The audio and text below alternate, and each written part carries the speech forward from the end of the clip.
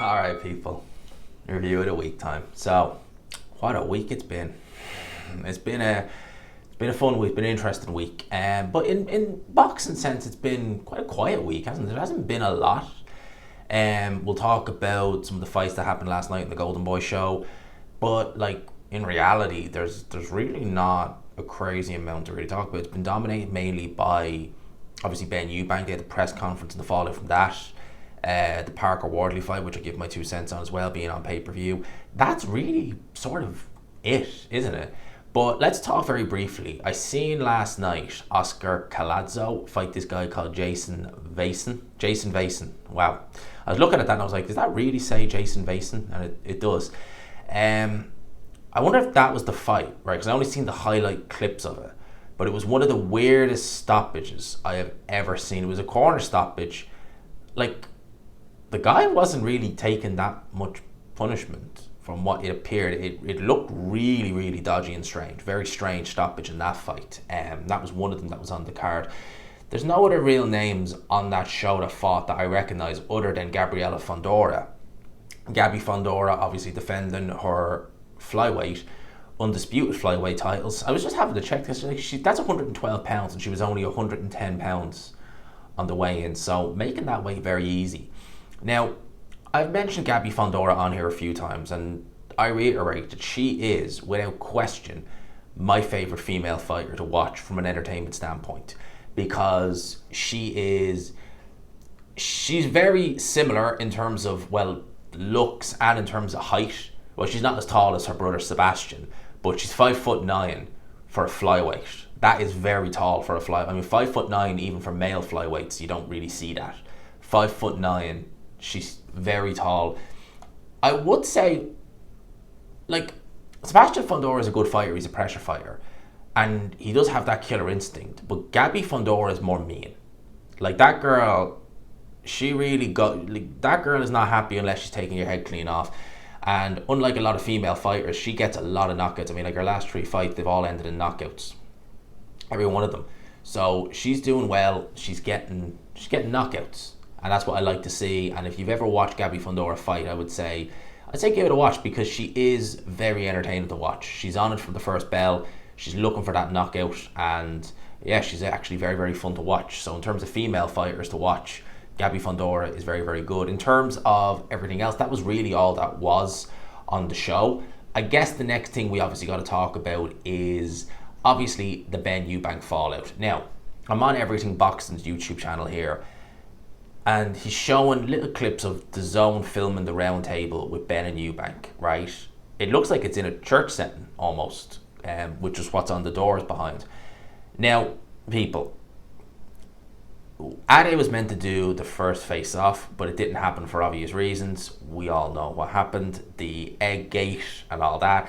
That came into it, and well, there you go.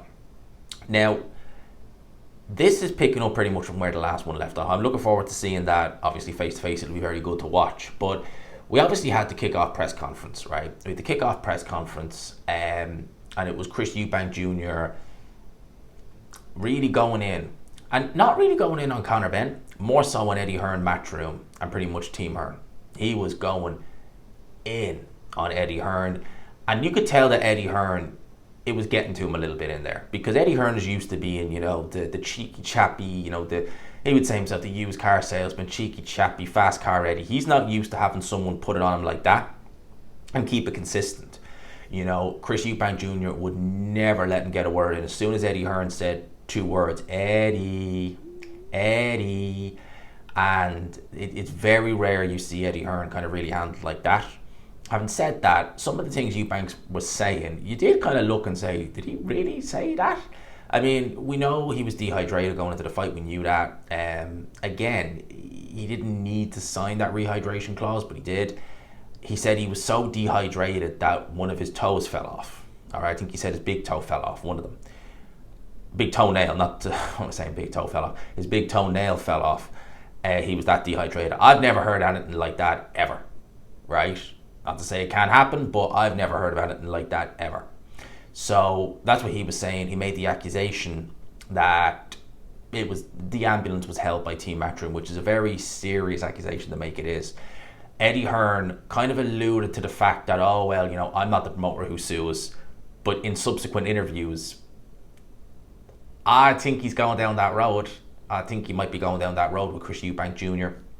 At the end of the day, right, whether you like this fight or not, we're getting it on November the 15th. It's happening. Eubank versus Ben, the rematch. How do I see it going? Well, up until Ben Shalom gave that interview with TalkSport, where he basically said that the rehydration clause is like, it's not necessarily going to be adhered to, even if it is there. That had me kind of stopping and thinking, okay, that's interesting now. Because, quite frankly, if the rehydration clause had been there, I'd be saying Conor Benn probably takes this fight. Because Eubank Jr., he's looking older, he is, and he is getting old, he's 35 now. The athleticism is waned. He's clearly outgrown middleweight, although he could probably still make it reasonably okay minus the rehydration clause. You chuck that on there, you're asking for trouble. Now that that's gone, I'm like, okay, maybe we can do something here. Maybe we can do something. If that rehydration clause is not there, and he can rehydrate properly immediately after the weigh-in, and it will most likely be another ceremonial weigh-in, so you're talking 32 hours before, more maybe, before the fight, that could make a massive amount of difference, Again, look, I sound like a broken record on this, but I will reiterate it.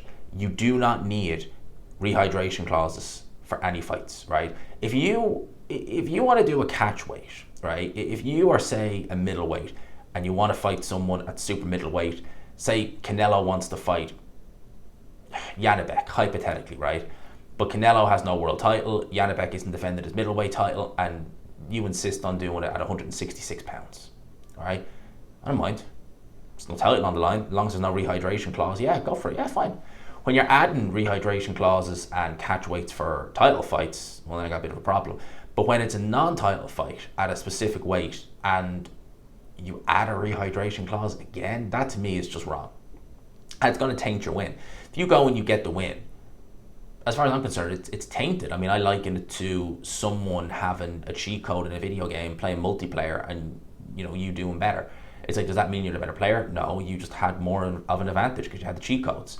So that's my thoughts on the whole rehydration clause. I will be looking forward definitely to seeing the face-to-face and seeing if there's anything new there, because again, when you see these press conferences, it's mainly Eubank Jr. going in at Eddie Hearn. It's mainly that's really what it is.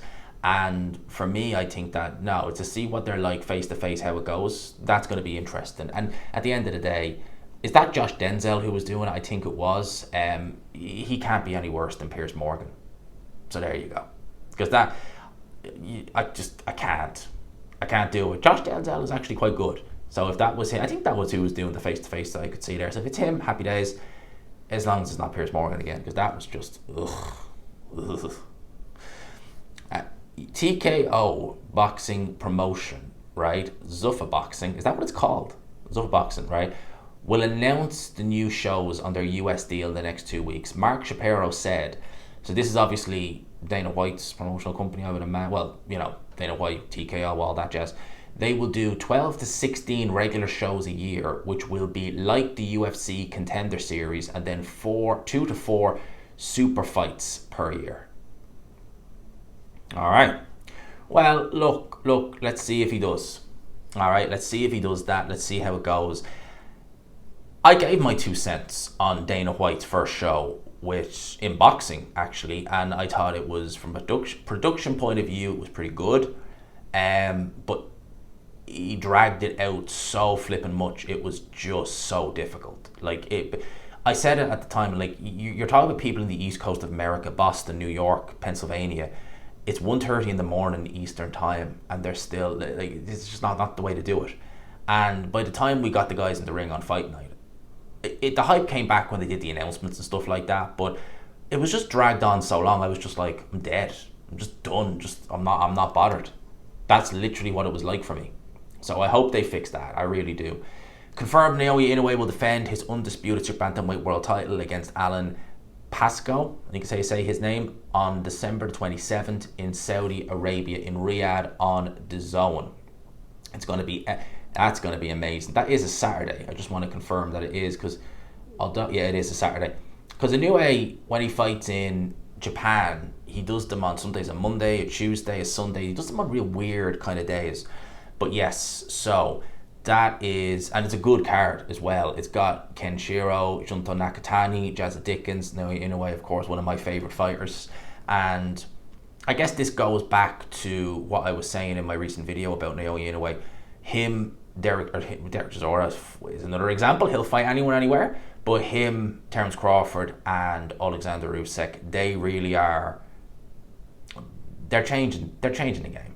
You know, they're changing the game in terms of they are basically the ones who will fight everyone. They're not the Floyd Mayweathers or the Tyson Furies, and that's how you want the champions to be. And I'm delighted. I'm delighted that we have them, and they're great ambassadors for the sport. And Naoya Inoue, I just love watching Naoya Inoue. I think he's fantastic. I think he's phenomenal. And I hope this does lead into a fight with Junto Nakatani at some point next year, because that fight right there is just phenomenally big.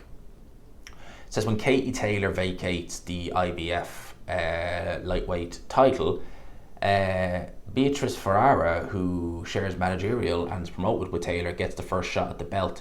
Yes, I believe this is because Katie Taylor is taking a break from boxing, and essentially Sandy Ryan and Chantel Cameron are going to fight for one of Katie Taylor's vacant belts.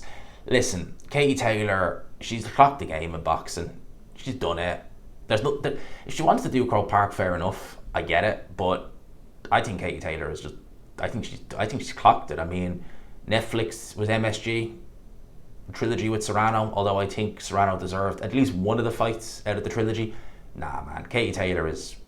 That's the way. Like, I guess for me, from the outside looking in, you want a fighter to go out with the perfect kind of send off, and that looks it to me. But let's wait and see. This was an interesting one. So Jake Paul, Tank Davis. November 14th, Netflix boxing. Oh, it gets even better. That will now take place in Miami, as opposed to, it was the AT&T Stadium in Texas, wasn't it? It was the AT&T Stadium in Texas was where it was meant to be, and now they've moved it to Miami, Florida. I have a funny feeling that, well, maybe, I don't even know, but my theory was that maybe the commission in Texas, whatever they were asking for with regards to this exhibition, the commission were just unwilling. But at the same time, this is a commission who were happy to sanction a 60-year-old Mike Tyson who could barely walk. You know? But it seems that Florida is one of those states where anything really does go when it comes to boxing. You know, them in Texas, they seem to be the ones where it's like, it's all right. It's all right. So that is that. 41 million people watched Terence Crawford versus Canelo Alvarez last Saturday. 41 million people watched that. Now, the interesting thing here is Everything Boxing has the Netflix figures, right? Now, I'm probably gonna piss people off for saying this, right? But he has that listed as the third biggest on Netflix, which, okay, if 41 million views is behind Katie Taylor, Amanda Serrano 2 with 74 million views, and obviously Tyson Paul with 108 million. I would put it second, because as much as I love Katie Taylor, Amanda Serrano, they were all tuning in for Mike Tyson. They knew he was next, right? They were, right? Let's not gaslight people. That's what they were doing, right? So I would say that that's a little bit misleading, right? To put that number 2, I would put that number 2 behind Tyson Paul. Still phenomenal viewing figures. 41 million people. Look, it was never going to touch Jake Paul and Mike Tyson. We know that. But those viewing figures, man, they're nothing to joke about. They are seriously good. Seriously, seriously good. This is seriously not good. It's not. I can't defend this. Joseph Parker versus Fabio Wardley. We knew about it. O2 Arena, Saturday, October 25th. It's £24, 99 pence, £25 and $60 pay-per-view. No, that doesn't sit right with me. Joe Parker, when they were on TNT, well, yeah, it was TNT then, they did Joe Parker versus Joe Joyce on pay-per-view. That was pushing it. That was really pushing it. I don't think this warrants pay-per-view, quite frankly. I think this is a very, very good, solid Saturday fight night. I just don't think it's pay-per-view for me. I just don't. I don't think that. So 25 quid. Yeah, that I don't think that. No, I really don't. I don't think that's pay-per-view a worthy fight. We do have some announcements on the undercard. The undercard is looking actually quite good, but nah, for me, man, I genuinely don't. I don't think that's pay-per-view. I'll be honest. I don't think that is. What else is there? What else there is there? What else is there? We look on because again, it's been a fairly flippin' dead week. It's been a fairly flippin' dead week. There's not even that much on boxing scene. What else is there? I did see, yeah. So everything boxing. So I want to just read this quote. It won't play because the sound's off, right? Eddie Hearn hints at suing Eubank. Yes. So Eddie Hearn says, I don't care about Chris Eubank Jr. The guy for me is fake. He's trying to make out that everything is stacked against him, and what he accused us of was unforgivable. When you're as serious about your company as we are and what it means to us, trust me, we'll deal with that. Yep, that don't sound good to me, Chris Eubank Jr. Well, I mean, Eddie Hearn, that could be just, I don't know, because Frank Warren made it, well, Frank Warren, you know, so yeah, that might not be good for Chris Eubank Jr. If Eddie Hearn does decide to go down that legal road, because he has done it. He's done it with Jake Paul, and we obviously remember Chris Eubank Jr. It wasn't just Eddie Hearn, it was Frank Warren, it was Kella Sauerland at that press conference for Beterbiev Bivol when he called Frank Warren a scumbag. That was just Frank Warren. You know when you can literally, even though you couldn't physically see it, but you can just imagine smoke shooting out of his ears with rage. That was Frank Warren. He was mad. And Frank Warren is someone who I would never, like, honest to God, you would not want to make an enemy out of that man. Seriously. Frank Warren is, yeah, man, Frank Warren don't play around.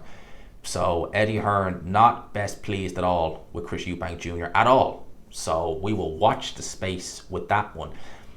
Other than that, people, I truthfully think that that's it.